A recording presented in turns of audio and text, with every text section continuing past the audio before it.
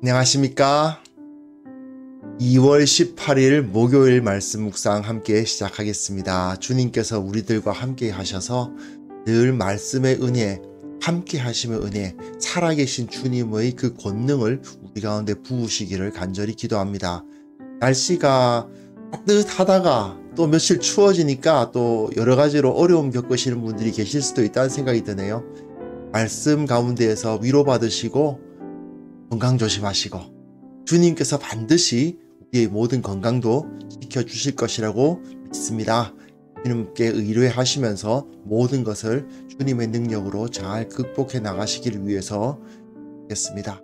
참으로 하나님께서 우리에게 어떤 은혜를 주실지 알 수 없습니다만은 어제부터 제가 사순절 이야기도 했는데요. 참 조심스럽긴 합니다. 왜냐하면 교단마다 조금씩 사순절이라든지 이런 절기에 대해서 말씀하시는 분들이 다 다르고, 저도 사순절을 하면 안 된다고 주장하는 교단 출신이다 보니까 또 여러 가지로 생각이 많아지긴 합니다만은 교단에서 한다 어쩌다 하기보다 또 이것을 지킨다 안 지킨다 그런다기보다 중요한 건 결국은 우리 주 예수 그리스도, 우리 주님의 십자가와 부활을 기억하는 거 아니겠습니까? 그게 사순절이어서라기보다 우리가 또 다른 사람들이 그렇게 한다고 하는데, 또 역사적으로 그런 모습이 있었다고 하는데 라고 생각하더라도 그래 주님께 좀 더 가까이 나아간다는 차원에서 생각해 본다면 조금 더 우리가 주님을 더 붙잡을 수 있는 기간이 되지 않을까 생각합니다.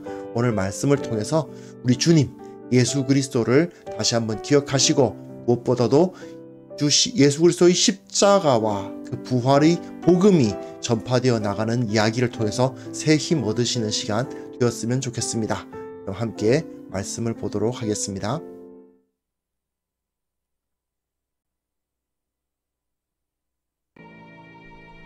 그때 스데반의 일로 일어난 환난으로 말미암아 흩어진 자들이 베니게와 구브로와 안디옥까지 이르러 유대인에게만 말씀을 전하는데, 그 중에 구브로와 구레네 몇 사람이 안디옥에 이르러 헬라인에게도 말하여 주 예수를 전파하니 주의 손이 그들과 함께 하심에 수많은 사람들이 믿고 주께 돌아오더라. 예루살렘 교회가 이 사람들의 소문을 듣고 바나바를 안디옥까지 보내니 그가 이르러 하나님의 은혜를 보고 기뻐하여 모든 사람에게 굳건한 마음으로 주와 함께 머물러 있으라 권하니, 바나바는 착한 사람이요 성령과 믿음이 충만한 사람이라. 이에 큰 무리가 주께 더하여지더라. 바나바가 사울을 찾으러 다소에 가서 만나매 안디옥에 데리고 와서 둘이 교회에 1년간 모여있어 큰 무리를 가르쳤고, 제자들이 안디옥에서 비로소 그리스도인이라 일컬음을 받게 되었더라.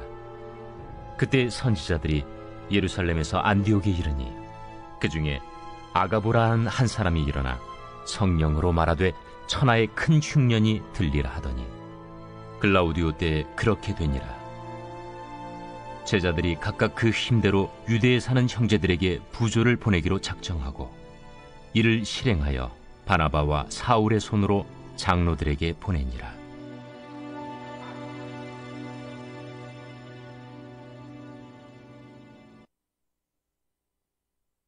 네, 이제 우리 새로운 부분으로 들어옵니다.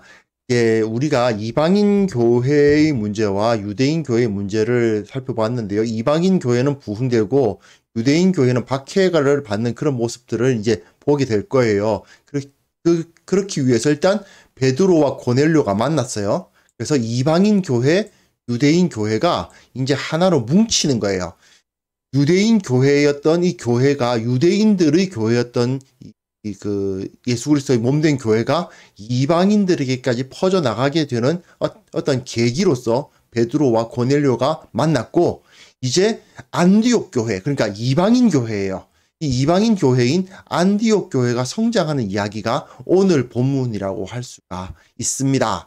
자, 베드로와 고넬료 만남 이야기가 상당히 길었습니다. 상당히 긴 이야기를 통해서 유대인들 뿐만이 아니라 이방인들도 하나님 나라의 백성이 될 수 있게 됐다는 사실이 이제 제시가 됐어요. 하늘에서 이렇게 내 귀를 맨 뭐라고 해야 되나요? 어쨌든 그릇이 내려오고 그런 여러 가지 이야기를 통해서 굉장히 누가는 열심히 이 이야기를 했습니다. 이제는 안디옥 교회가 이방인을 향해서 복음을 전파하는 전초기지로서 세워지는 것을 이제 볼 수가 있는 겁니다. 다음 본문 보시면요. 자, 스데반의 일로 일어난 환난으로 말미암아 흩어진 자들이었죠. 스데반이 죽고 나서 환난이 일어났잖아요. 그때 빌립이라든지 이런 사람들이 사마리아를 가기도 했는데 여기 보면 베니게와 구브로와 안디옥까지 이르렀다라고 되어 있거든요. 베니게, 구브로, 안디옥이 어디냐 하면요. 잘 보시면 이게 여기가 이제 예루살렘이죠. 예루살렘에서 박해가 일어났습니다. 그러니까 사람들이 어디로 흩어졌느냐? 사마리아도 갔어요. 여기는 안 쓰여져 있는데 요 예루살렘 바로 윗부분 여기가 사마리아죠. 여기가 사마리아고 여기가 사마리아. 그리고 베니게, 페니키아 되어 있습니다. 페니게 바로 거기 위에요. 그 다음에 구브로 여기입니다. 이 섬을 말하는 것입니다. 그 다음에 안디옥, 안디옥은 여기입니다. 그러니까 여기 있던 복음이 요렇게도 가고 요렇게도 가고 요렇게도 가고 이제 요렇게도 가고 계속해서 퍼져나가는 것을 볼 수가 있어요. 아직까지 이 큰 이 지도에서 그렇게 넓은 지역은 아니죠. 이 정도 복음이 퍼져나가는 겁니다. 처음에는 어디서 복음이 시작됐어요? 예루살렘에서 시작했다가 온 유대로 퍼지고 사마리아와 베니기아와 구브로와 안디옥까지 점점 복음이 전파되어 나가는 것을 볼 수가 있는 것이죠. 이 부분을 좀 이해를 하실 필요가 있습니다. 자, 베니게, 구브로, 안디옥까지 이르러서 유대인에게만 말씀을 전하고 있었다. 이게 재미있는 점이죠. 처음에는 이 사람들이 유대인에게만 말씀을 전했어요. 왜 그렇습니까? 그 편견이 있으니까 당연히 복음은 유대인들 거지 이방인들 저 사람들이야 복음하고 무슨 상관이 있으리, 예수님과 하나님의 나라하고 무슨 상관이 있겠느냐 이렇게 생각한 거 아니겠어요? 그러니까 유대인에게만 말씀을 전하는데 그 중에서 이제 구브로와 구레네 및 몇 사람이 왔다라고 되어 있어요. 구브로와 구레네 몇 사람이다. 구레네가 어디냐면요. 여기거든요. 구브로.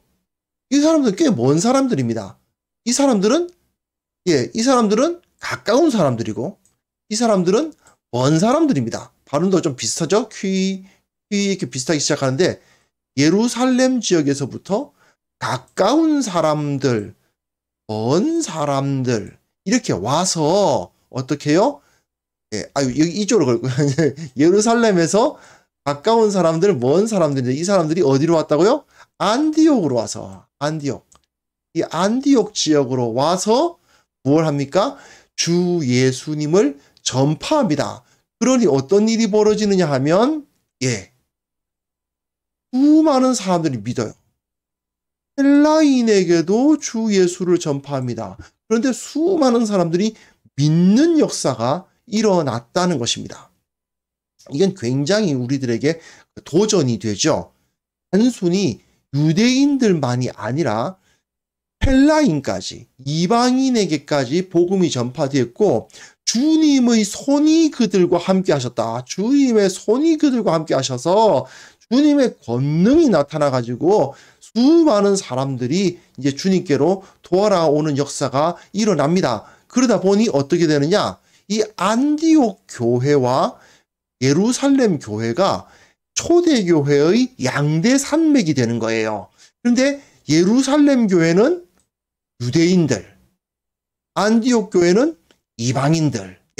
안디옥은 사실은 이 당시에 항구 도시이기도 하고요.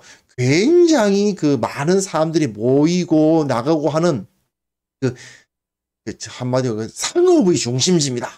그러다 보니까 사람들이 많이 모여서 사는 곳이에요. 그러다 보니 여기가 지금 여기가 지금은 터키 땅이죠. 안티키아라고 불리는데 이 지역이 사람들이 많이 몰려 사니까 유대인들도 거기서 많았던 겁니다. 근데 유대인들뿐만 아니라 헬라인들도 많으니까 이 사람들이 거기서 교회를 만들었던 거죠. 활성화된 항구 도시에서 이제 상업이 발달되고 하니까 사람들도 많이 왔다 갔다 하고, 그러니까 거기서 헬라인들이 예수님을 믿는 역사가 일어난 겁니다. 사실은 이후의 이야기를 보면은 헬라인들이 점점 더 많이 교회로 들어왔던 것을 볼 수 있어요. 아무래도 안디옥에 유대인들도 있었지만 헬라인들이 더 많으니까요. 근데 그 헬라인들이 다 예수님을 믿는 역사를 보여줬던 겁니다.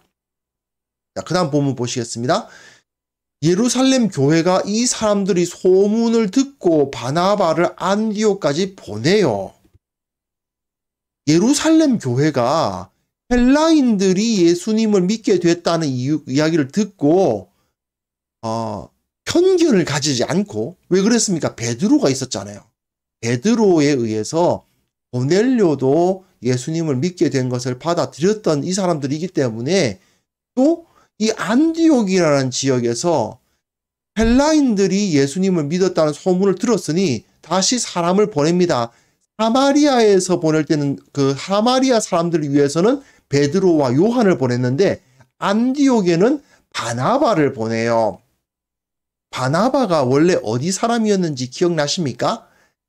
바나바는 이제 저기 그 사장에 보시면요, 바나바가 구브로 사람이었다는 것을 알 수 있습니다.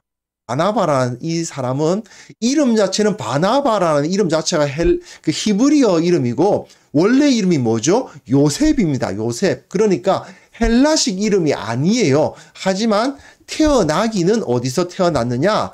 이 구브로 출신 레위 족속 출신이고 그 구브로 출신이에요. 그러다 보니 아무래도 여기가 안디옥이고 구브로고 뭐 가깝잖아요. 뭐 배를 타야 되긴 하겠지만, 그리고 아무래도 헬라인들, 이방인들을 대하는 데에는 바나바가 좀 더 나았겠죠. 그래서 바나바를 안디옥으로 보냅니다. 근데 그가 이르러 하나님의 은혜를 보고 기뻐합니다. 예. 어제 본문에서 베드로가 고넬료에게 복음을 전하고 이제는 죄송합니다. 이제는 로마인에게도 복음이 들어갈 수 있는 시대가 됐다는 것을 이제 사람들이 보았는데 기뻐했다는 말은 없었어요. 그냥 하나님께 영광을 돌렸다라고만 되어 있는데 바나바는 기뻐합니다. 이 사람의 심성 자체가 좀 그렇죠. 아무래도 사람들을 구원받는 것을 기뻐하고 모든 사람에게 굳건한 마음으로 주와 함께 머물러 있으라 했을 때 여기서 모든 사람은 누구겠어요? 유대인들뿐만이 아닌 겁니다. 모든 사람이라는 것은 이방인들까지 다 합쳐서 주와 함께 머물러 있으라 권하니까 바나바가 어떤 사람이에요? 착한 사람, 성령과 믿음이 충만한 사람. 그러니까 큰 무리가 주님께 더해지는 역사가 일어납니다. 안디옥 교회가 크게 부흥하는 거죠. 이게 바로 바나바라는 사람이 여기서 사역한 것의 열매였던 겁니다. 바나바는 분명히 레위 족속 출신의 유대인이었습니다. 비록 구브로에서 태어나긴 했지만 철저한 유대인이었습니다. 하지만 그가 마음문을 열고 어릴 때 이제 헬라인들, 이방인들과 함께 많이 살았으니까 그랬겠죠. 어쨌든 그랬을 테지만 여하튼 그런 사람이었던 이 바나바가 거기서 마음문을 열고 복음을 전하니까 어떤 일이 벌어지느냐? 큰 무리가, 헬라인들이건 유대인들이건 정확하진 않지만 어쨌든 많은 무리가 주님께 더해지는 것을 볼 수가 있습니다. 그러니까 그 다음에 자 한번 보십시오. 제가 한번 이 구글맵 한번 해봤는데요. 여기서 이 예루살렘에서부터 지금 안티키아라고 되어 있거든요. 여기는 그 터키 땅입니다. 직선 거리로 약 500km 정도 돼요. 500km면 서울에서 부산보다 한 100km 더 가야 되죠. 한 얼마쯤 더 가야 될까요? 어쨌든 북한까지 좀 더 가야 되는데 꽤 이 당시로서는 굉장히 먼 거리 아닙니까? 그리고 만약에 구글맵에서 걸어간다고 계산했을 때는 144시간 걸린다고 계산이 나오더라고요. 근데 이 바나바는 이 예루살렘에서 안디옥까지 가는 길을 마다하지 않고 갔고 거기서 기뻐했다는 것을 볼 수 있어요. 이것이 사실은 굉장히 중요한 부분이긴 합니다. 다음 부분 보시면요. 다음에 보시면 바나바가 이번에는 어디를 가요? 다소를 갑니다. 사울을 찾으러 타소에 다시 가요. 다소가 어디냐? 예, 이 길리기아라고 되어 있죠. 나와 있진 않지만 길리기아 다소라고 되어 있잖아요. 여기가 안디옥인데 길리기아니까 비교적 가깝습니다. 자, 생각해 보니까 사울이 어디 있겠나? 고향 다소에 가 있을 거다 이거죠. 길리기아 이 지역에 있습니다. 그러니까 아하, 이 안디옥 목회를 하기에는 사울이라는 유능한 사람이 있었지. 그러니까 바나바가 사울을 찾아 다소로 갑니다. 예, 가서 안디옥에 데리고 와요. 예, 가까운 거리니까. 하지만 가까운 거리라고는 하지만 사람들이 걸어 다녔던 시절에는 사실은 먼 거리긴 하죠. 하지만 거기를 옮겨서 이제 우리 교회 1년간 모여 큰 무리를 가르쳤다 했습니다. 1년 동안 함께 사역을 한 겁니다. 그 바나바와 사울이 함께 그 안디옥 교회를 1년 동안 사역을 한 거예요. 이 사람은 원래 바나바는 원래 어디 있었어요? 저기 남쪽 예루살렘에. 사울은 어디 있었어요? 비록 안디옥에서 가깝긴 하지만 길리기아 다소에. 근데 거기 있었던 사람들이 함께 와서 이 안디옥 교회를 섬기니까 안디옥에서 큰 무리가 생깁니다. 예루살렘 교회에 못지않은 정도의 큰 교회가 여기에 이루어졌던 거죠.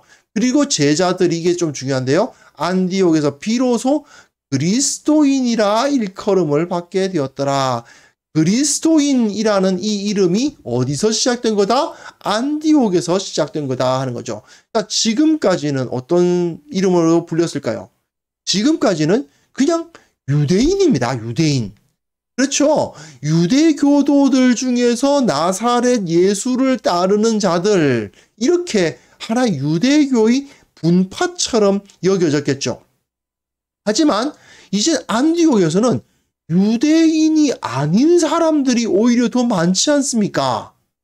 더 이상 이 사람들은 유대인이 아니에요. 이 사람들이 헬라인 출신으로서 유대교에 귀의한 게 아니에요. 유대인이 아니더라도 하나님의 백성이 될 수 있고 헬라인이라는 정체성을 가지고서도 하나님의 백성이 될 수 있으니까 이 안디옥에서는 더 이상 유대인이 아니에요. 그리스도인이라는 칭함을 받게 됩니다. 이제 한쪽은 유대인으로서 그리스도인, 이쪽은 헬라인으로서 그리스도인, 이렇게 같은 그리스도인이라는 그 테두리 내에서 안에 유대인도 있고 로마인도 있고 헬라인도 있는 그러한 정체성이 형성이 되는 거죠. 이걸 통해서 이제 지금까지도 그리스도인이라는 이 이름이 수천 년 동안 내려오지 않습니까? 이 이름이 이제 확립이 되고 그리스도인들 안에는 어떤 사람들이 들어있습니까? 유대인들 뿐만 아니라는 것 굉장히 중요합니다. 그리스도인 안에는 한국인도 있고 중국인도 있고 일본인도 있고 유대인도 있고 유럽인도 있고 남미인도 있고 그렇죠. 그 안에서 그리스도인이라는 그 테두리 안에서 다양한 사람들 완전히 다양한 서로 다른 사람들이 안에서 살 수 있게 되는 그러한 모습을 이제 시작이 되는 거죠. 그 상황에서 그러면 그리스도인하고 유대인은 이제 다르니까 유대인 기독교인들하고 그러니까 저 기존의 예루살렘의 유대인들하고 안디옥의 이방인들은 이제 따로따로 아니냐라고 오해하실 수가 있는데 그렇지가 않다 하는 것을 누가는 여기에 그려주고 있습니다. 선지자들이 어디에서요? 예루살렘에서 안디옥에 와요. 500km잖아요. 그죠? 제가 보았지 않습니까? 예. 500km 거리를 여기서부터 여기까지 500km 거리인데 선지자들이 오고 갔다라는 것입니다.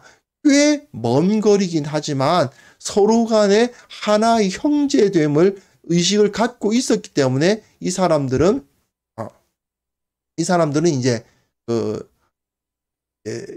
예루살렘에서 안디옥으로 갔고, 근데 아가보라는 사람이 일어나서 성령으로 말하는데 천하에 큰 흉년이 들리라. 글라우디오 때에 그렇게 되었다라고 되어 있습니다. 이 글라우디오가 누구냐면 이제 글라우디오 제 로마의 제 4대 황제입니다. AD 41년부터 54년까지 재위한 사람이에요. 이 사람이 통치를 할 때에 이 사람이 통치하는 그때에 특히 그 기근이 많이 들었습니다. 그 유대인 그 역사가 중에서 요세푸스라는 사람이 있었는데요. 44년부터 48년까지 이 44년부터 48년까지 이 유대 지역에 큰 기근이 있었다는 것을 기록을 하고 있고요. 유대 지역에서는 44년에서부터 48년이지만 41년부터 43년에도 유대 지역이 아니라서 그렇지 다른 지역에서 기근이 많이 들었다고 합니다. 그런 면에서는 이 클라우디오가 조금 운이 없는 황제일 수도 있어요. 여하튼 41년부터 54년까지 재위했던 이 클라우디오 시대에 유대인들이 많이 핍박도 받았고요. 그리고 경제적인 어려움도 많이 겪었던 것을 이제 볼 수 있습니다. 이건 그냥 오늘 본문과는 관계없는데 제가 참고로 자, 예수님께서 태어나실 때 어떤 일이 벌어졌습니까? 아구스도가 천하로 호적하라 해가지고 예수님이 그 베들레헴에 가셔서 나셨잖아요. 그게 초대 황제 때입니다. 아우구스투스.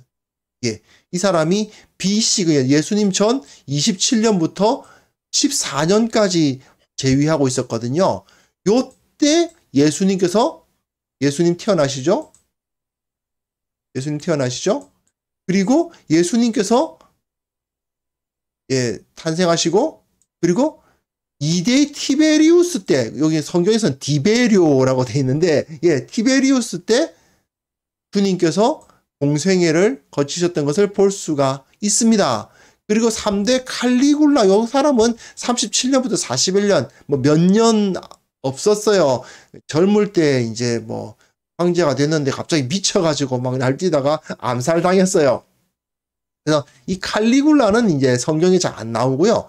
이 아구스도와 디베리오 이야기가 나오는데 결국은 예수님의 탄생과 그 이후의 역사는 로마 황제의 시작으로부터 시작됐고 로마의 번영으로 로마가 계속 번영됨과 동시에 교회는 더 커져갔던 것을 볼 수 있어요. 세상의 세속학자들은 이런 로마 황제들이 그 땅을 다스렸던 것으로 보고 있을지 몰라도 실제로 그 뒤에 하나님께서는 그 황제들을 앞세우셔서 예수 그리스도께서 온 땅을 다스리게 하셨다는 것을 우리는 볼 수 있습니다. 이건 그냥 참조로 말씀드리는 거고요. 자, 이런 일이 벌어졌습니다. 그러니까 글라우디오 때에 이제 기근이 일어나니까 제자들이 각각 그 힘대로 유대에 사는 형제들에게 부조를 보내기로 작정했다라고 되어 있죠. 유대에 큰 흉년이 들 때 제자들, 어느 제자들이겠어요? 안디옥에 있는 제자들이죠. 안디옥에 이르러서 한 말이니까. 안디옥에 있는 성도들이 유대에 있는 형제들에게 부조를 보내기로 도와주기로 작정을 하고 모금을 해서 바나바와 바울로서 장로들에게 보내게 하였다. 누구겠습니까? 바나바와 바울이 예루살렘 교회 장로들에게 그 모금된 돈을 가져다 줄 수 있게 했다는 것입니다. 이렇게 되면 어떤 일이 벌어져요? 예루살렘 교회와 안디옥 교회는 형제죠. 형제입니다. 생각을 해보십시오. 아무리 유대인이라 하더라도 말입니다. 사실 유대인들이 로마 전역에서 안 사는 곳이 없었거든요. 정말 그 온 로마 전역에 다 퍼져서 살았습니다. 다시 한번 지도 한번 볼까요? 이 지역에, 이 넓은 지역에 유대인들이 안 사는 곳은 없었습니다. 그런데 지금은 예루살렘, 안디옥, 이렇게 떨어져 있죠. 이 안디옥 교회는 유대인들입니까? 아닙니다. 대부분 다 헬라인들입니다. 그런데 예루살렘 이 지역에 기근이 들었다고 이 온 동네에 퍼져 살던 유대인들이 모금해서 이쪽으로 돈을 보내줬을까요? 천만의 말씀이지요. 그런 일은 없었어요. 하지만 여기 이 유대 지역에 기근이 드니까 안디옥 사람들이 모금을 해서 이쪽으로 돈을 보내줍니다. 동족보다 나아요. 피를 나눈 동족보다 예수 그리스도의 복음으로 하나가 된 사람들이 훨씬 더 나았더라 하는 것을 여기서 보여주는 것입니다. 이제 우리가 무엇을 생각할 수 있겠는지를 파악할 수 있겠죠. 그 아가보라는 사람의 예언을 듣고 각각 그 힘대로 유대에 사는 형제들에게 부조를 보냈던 것을 우리가 본다면 우리가 예수님을 믿는 사람들이 어떠한 사람들인가, 예수 안에 있는 사람들이 어떠한 관계를 가지고 있는가를 볼 수가 있는 것입니다. 더 이상 유대인과 이방인 그 가운데 벽이 없죠. 유대인 교회인 예루살렘 교회, 이방인 교회인 안디옥 교회, 각자 다른 처소에 있지만 그 각자의 처소에서 하나님의 나라를 선포하고 있지요. 그리고 또한 이 두 교회는 한 형제로서 연합해가지고 서로를 돕고 있지 않습니까? 이렇게 나와 다른 사람들이 하나로 용납되고 사랑으로 하나가 되고 복음 안에서 융합되면 하나님의 영광을 온전히 더 강력하게 드러낼 수가 있는 것입니다. 결국은 예루살렘 교회는 예루살렘 교회대로, 또한 안디옥 교회는 안디옥 교회대로 그들이 맡은 사명을 다함으로 말미암아 하나님께 영광을 돌리게 된 거죠. 그러니까 우리도 예수 그리스도의 복음으로 말미암아 구원을 얻은 사람들 아닙니까? 그러므로 예수님의 복음으로 구원받은 우리들은 최선을 다해서 우리 가운데 있는 모든 벽들, 장벽들, 멀리하고자 하는 마음, 서먹서먹한 마음들, 그런 것들을 다 깨뜨리고 다른 이들에게 나아갈 수 있는 모습이 있어야 되겠습니다. 다른 사람들과 가까워지지 않고자 하는 제일 큰 이유는 사실 내 중심으로 사니까 그렇죠. 그런데 나를 중심으로서 살아가는 것이 아니라 하나님 중심으로, 내가 내 인생의 주도자가 아니라 주님께서 내 인생을 이끌어 가신다는 것을 인정하면서 우리가 모든 사람들을 주님께서 사랑하신 그 사람들을 함께 사랑하는 삶을 살 수 있다면 우리는 분명히 하나님께 진정한 영광을 돌릴 수 있지 않을까 생각합니다. 이것이 바로 이제 복음의 권능 아니겠습니까? 복음은 우리를 이기게 하고 승리하게 하고 하나님께서 주시는 그 은혜 가운데 거하게 하고 그 안에 있는 모든 벽들이 다 무너지고 모든 사람들이 형제보다 더 가깝고 정말 피를 나눈 사람들보다 더 서로를 사랑하고 서로를 위해서 축복하는 그런 관계로 들어갈 수 있게 되는 겁니다. 이러한 은혜를 우리가 체험할 수 있었으면 좋겠습니다. 먼저는 교회 안에서, 그리고 같은 교회 바깥으로 뛰어넘어서 같은 그리스도인들끼리 모든 온 세상 만물과 온 세상에 퍼져 사는 이 사람들에게 복음의 권능을 전함으로써 모두가 평화와 사랑을 누리는 그런 역사가 일어날 수 있었으면 좋겠습니다. 이 시간 같이 이것을 놓고 같이 기도했으면 좋겠어요. 주님께서 은혜를 베풀어 주시고 주님께서 더 큰 은혜로 우리 가운데 거하여 주시고 하나님께서 우리를 이끌어 주옵소서. 같이 기도하는 시간 가졌으면 합니다.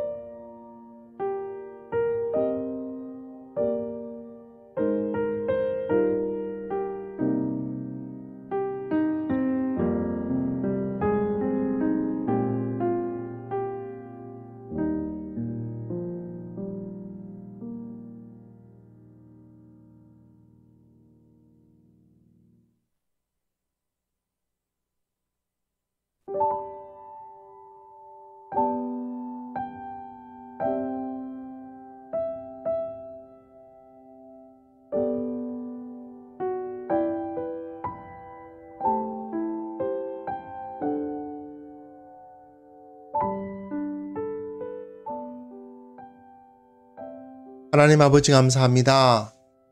우리가 참으로 피를 나눈 형제보다 더 귀한 영을 나눈 형제들을 얻게 하심을 감사를 드립니다. 참으로 주님 안에서는, 예수 그리스도 안에서는 모든 사람이 형제요 자매며 정말 혈육보다도 더 가까운 사람들이고 더 사랑하는 사람들이 된다는 것을 이 시간 기억하게 하여 주시고 이것을 실천하는 자들이 되게 하여 주옵소서. 모든 성도들이 하나님의 마음을 이해하고 또한 다른 사람들에게 마음문을 열고 하나가 되는 역사가 일어나게 하여 주옵소서. 또한 예수님을 알지 못하는 영혼들에게까지 나아가 이 사랑으로 저들을 품을 수 있도록 도와주시고 하나님의 나라가 확장되고 하나님의 나라 가운데 들어온 모든 성도들이 주님 안에서 기쁨과 평안과 자유와 사랑을 누리는 역사들이 일어날 수 있도록 도와주시며 이 은혜가 온 지구상에 있는 모든 족속들에게 퍼져나가는 것을 또한 볼 수 있도록 도와주옵소서. 우리가 주님의 마음을 알기를 원합니다. 주님의 마음 가운데 거하기를 원합니다. 주께서 온 세계를 구원하시기를 원하시는 그 모습을 우리가 꿈꾸면서 정말 하나님께서 그 권능을 나타내 주시기를 기대하면서 주님 앞에 나아가오니 주님께서 은혜를 베풀어 주시고 먼저 우리 마음을 변화시켜서 사랑하게 하시고 또한 모든 교회가 서로를 사랑하고 축복하는 역사를 일으키게 하여 주옵소서. 아버지, 오늘 하루 주님께 또한 의탁드리고 주님께서 우리를 승리하게 하실 것을 기대합니다. 주님, 건강 잃은 사람이 있습니까? 재정 때문에 고민하는 자들이 있습니까? 인간관계 때문에 힘들어하는 사람들이 있습니까? 한 사람 한 사람 그들의 문제들을 찾아가 주셔서 해결하여 주시고 주님께서 가장 좋은 길을 보여주시고 결국은 주님을 찬송하며 기뻐하게 되는 하루, 그러한 인생이 될 수 있도록 은혜 베풀어 주시기를 원합니다. 주님께서 말씀의 권능으로 기도의 능력으로 우리 가운데 찾아와 주시고 주님의 그 크신 은혜 베풀어 주실 것을 믿습니다. 우리의 기도에 응답하시는 주님께서 홀로 영광받아 주옵소서. 예수님의 이름으로 기도합니다. 아멘.